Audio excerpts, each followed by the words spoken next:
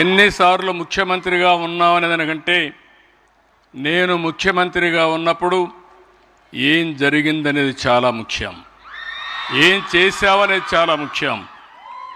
అందుకే ఈరోజు మిమ్మల్ని అందరినీ కోరేది, ఇక్కడే భువనేశ్వర్ గారిని చూస్తే మీకు స్ఫూర్తినివ్వాలని ఆవిడ విషయం కూడా ఒక్క నిమిషం మీకు చెప్తున్నా. ఆవిడ ఒక హౌస్ వైఫ్. నేను పెళ్లి చేసుకున్న తర్వాత మొదట్లో నేను మామూలుగా రాజకీయం చేశాను, తర్వాత బిజినెస్కి వచ్చాను. నేను 2 ఏళ్లలో ఫైనాన్స్ అండ్ రెవెన్యూ మినిస్టర్ అయ్యాను. అప్పుడు లోకేష్ చిన్న అబ్బాయి, 10-11 సంవత్సరాలు. అప్పుడు ఆవిడని అడిగాను హెరిటేజ్కి పోమని.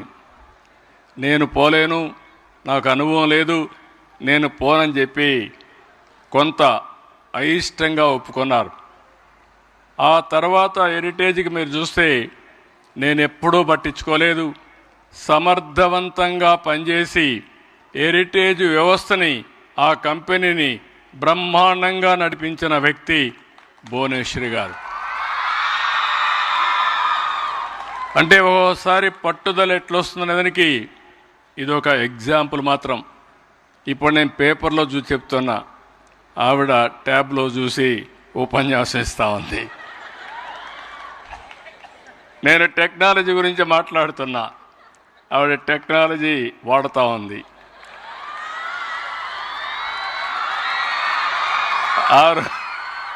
ఆ రోజు నేను హైటెక్ సిటీ కట్టి ఐటీని ప్రోత్సహించాను. ఈరోజు మళ్ళీ డేటా సెంటర్, లేకపోతే ఆర్టిఫిషియల్ ఇంటెలిజెన్స్, ఇంకో పక్కన quantum valley, quantum computers, green energy, లేకపోతే సెమీ కండక్టర్. ఇప్పుడే ఇక్కడ చదువుకున్న అబ్బాయి కూడా సెమీ కండక్టర్ వెళ్ళే పరిస్థితికి వచ్చాడు. సెమీ కండక్టర్, డ్రోన్ టెక్నాలజీస్, ఇంకో పక్కన స్పేస్ టెక్నాలజీ. ప్రపంచంలో ఏవైతే టెక్నాలజీస్ ఉన్నాయో అవన్నిటికీ చిరునామాగా ఆంధ్రప్రదేశ్ని తయారు చేయాలని నెక్స్ట్ జనరేషన్ టెక్నాలజీకి వెళ్ళాను. నేనైతే అవన్నీ ప్రజల కోసం చేస్తున్నాను, కానీ భువనేశ్వర్ గారు మాత్రం చాలా సమర్థవంతంగా సింపుల్గా పేపర్లు లేకుండా ట్యాప్ తీసుకొచ్చి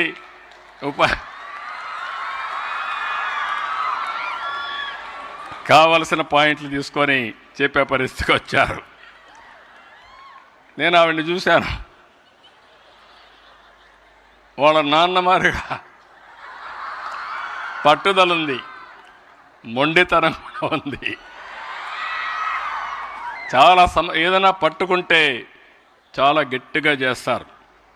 నేను చూశాను ఆవిడ్ని ఒక భార్యగా, తల్లిగా, గృహిణిగా, ట్రస్టీగా, హెరిటేజ్ ఎండీగా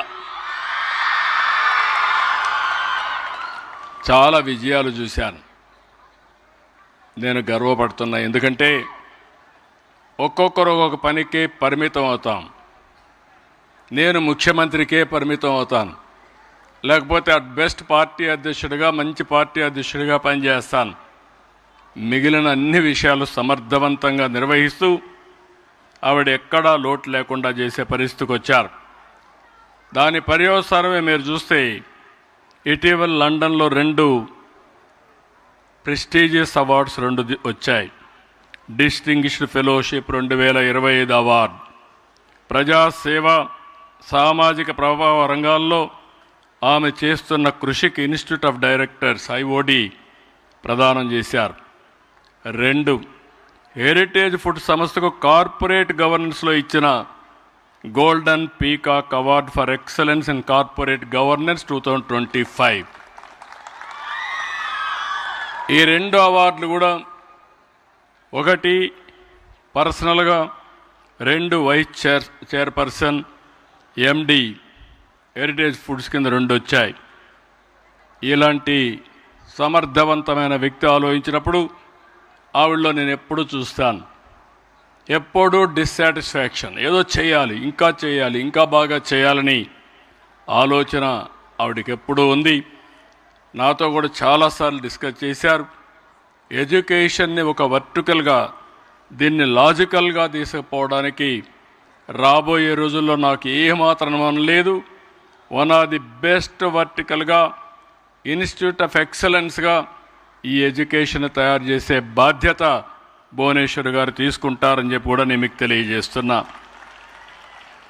ఈరోజు ఇంకొక పక్కన మీరు ఒక్కసారి చూస్తే ఈ స్కూల్లో ఇప్పటికే చాలా 11 బ్యాచెస్ అయిన ఎస్ఎస్సి, సిబిఎస్ఈ 8 బ్యాచెస్ పూర్తి చేశారు.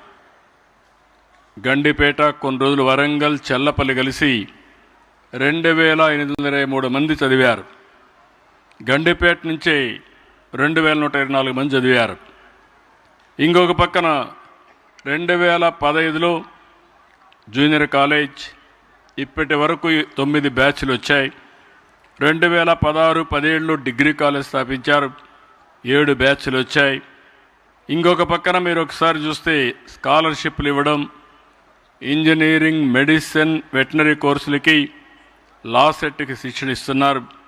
ఇక్కడ చదివి శిక్షణ పొందిన 100 మందికి పైగా విద్యార్థులు నల్సార్, ఎన్ఎల్యు ఈ రెంటిల్లో చదువుతున్నారంటే నేను గర్వపడుతున్నా.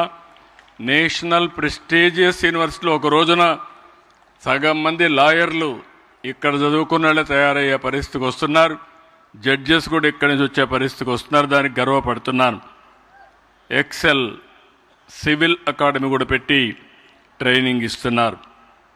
ఇవన్నీ చూసినప్పుడు మాకెప్పుడు జ్ఞాపకం ఉంటుంది ఎన్టీ రామారావు గారు సమాజంలో సమానత్వం కోసం, విద్య, సామాజిక న్యాయం ఇవన్నిటి కోసం పోరాడిన వ్యక్తి. అందుకే నేను ఈ ట్రస్ట్ పెట్టినప్పుడు కూడా ఒక పక్క రాజకీయం చేస్తున్నాం, ఇంకొక పక్క మీరు చూస్తే దేశంలో ఏ రాజకీయ పార్టీ కూడా ఒక ట్రస్ట్ పెట్టి పిల్లలకు చదువు చెప్పించిన దాఖలాలు లేవు. అలాంటి పిల్లలకు చదువు చెప్పించిన ఏకైక పార్టీ, ఏకైక వ్యవస్థ ఎన్టీఆర్ మెమోరియల్ ట్రస్ట్ అని కూడా మీకు తెలియజేస్తున్నా. ఇదే కాదు, సేవాభావంతో అనేక రకమైన ఆరోగ్య సేవలు, 4 బ్లడ్ సెంటర్స్ పెట్టి 5 లక్షల యూనిట్ల రక్తాన్ని సేకరించి 10 లక్షల మందికి రక్తదానం ఎన్టీఆర్ మెమోరియల్ ట్రస్ట్ చేశారు. భువనేశ్వర్ గారు ఆధ్వర్యంలో చేశారు.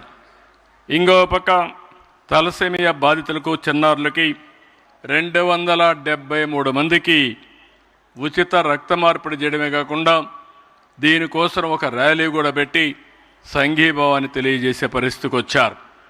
సంజీవిని క్లినిక్ ద్వారా 22 లక్షల మందికి 23 కోట్ల రూపాయలు డబ్బులు ఖర్చు పెట్టి క్యాంపులు పెట్టి ఆరోగ్య సేవలు అందించారు.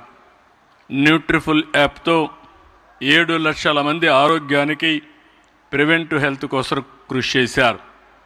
కోవిడ్ సమయంలో 3 ఆక్సిజన్ ప్లాంట్లు ఏర్పాటు చేసి 1 కోటి రూపాయలు ఆర్థిక సహాయం కూడా చేశారు. వరదలు వచ్చినా, తుఫాన్లు వచ్చినా, ప్రకృతి విపత్తుల్లో 22 లక్షల మందికి సాయం చేశారు. ఎన్టీఆర్ సుజల స్రవంతి ద్వారా 4,80,000 మందికి స్వచ్ఛమైన నీరు అందిస్తున్నారు. నిన్ననే ఒక వారం కిందం రంపచోడవరం వెళ్ళి ఒక మారుమూల ప్రాంతంలో 1,600 మంది గిరిజనులకు వైద్య సేవలు అందించి వచ్చారు. అంటే ఇక్కడ మీరు గుర్తుపెట్టుకోవాల్సింది, కొంతమంది సేవ చేయాలనే పేరు పెట్టుకుంటాం కానీ నేరుగా స్వయంగా వెళ్ళి పేదవాళ్లతో కలిసి సేవా కార్యక్రమాలు చేయడం అనేది అరుదైన అనుభవం. దానికి చిహ్నం భువనేశ్వర్ గారు అని చెప్పి కూడా నేను మీకు తెలియజేస్తున్నా. ఈరోజు ఇంకొక విషయం ఇక్కడ మీ అందరికీ చెప్పాలి. ఇప్పుడే సాంబశివరావు గారు చాలా విషయాలు చెప్పారు. ఒకప్పుడు నేను ఇంటికి కరెంట్ వచ్చేది కాదు, ఆ రోజులు చూశాను. తర్వాత కరెంటు నేను చిన్నప్పుడు చదువుకునేటప్పుడు కొత్తగా కరెంటు వచ్చింది, ఆ రోజులు కూడా చూశాను. తర్వాత నేను ముఖ్యమంత్రి అయిన తర్వాత అరాకొరా కరెంట్ వచ్చేది. నేను ముఖ్యమంత్రిగా అసెంబ్లీలో సమైక్య ఆంధ్రప్రదేశ్లో కరెంటు లేకుండా ప్రతిపక్ష సభ్యులు ప్రతిరోజు గొడవ, పంటలు ఎండిపోతున్నాయని అసెంబ్లీ స్తంభింపజేసేవాళ్ళు. అలాంటి సందర్భాల్లో ఒకరోజైతే నేను అసెంబ్లీ అర్ధాంతంగా వాయిదా వేసి పొలం చూసి మళ్ళీ వచ్చిన రోజులు కూడా. ఆ రోజు ఈ దేశంలో మొట్టమొదటిసారిగా పవర్ సెక్టర్ రిఫార్మ్స్ తీసుకొచ్చి విద్యుత్ శక్తి కొరత లేకుండా చేసిన పార్టీ తెలుగుదేశం పార్టీ ఆ రోజు. ఈరోజు మీరు చూస్తే మన ఇంటి పైన కరెంటు తయారు చేసుకునే పరిస్థితికి వచ్చాం.